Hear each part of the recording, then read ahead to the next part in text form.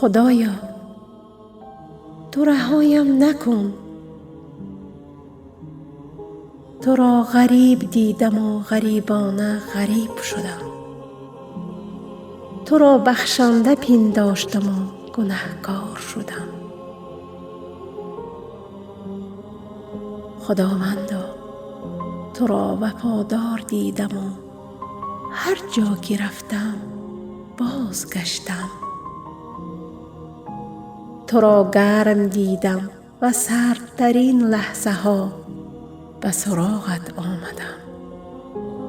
تو مرا چی دیده ای که وفادار ماندی؟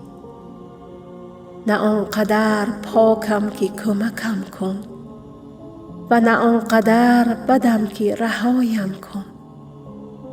میان این دو گم شدم و خود را و هم تو را آزار میدهم.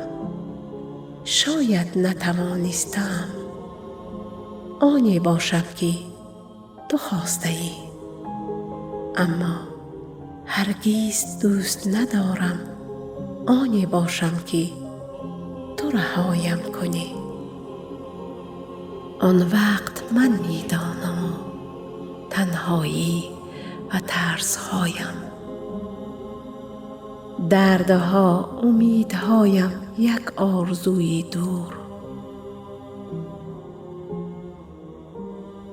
تنها نوری وجودی توست که دلم را آرام نگه می دارد.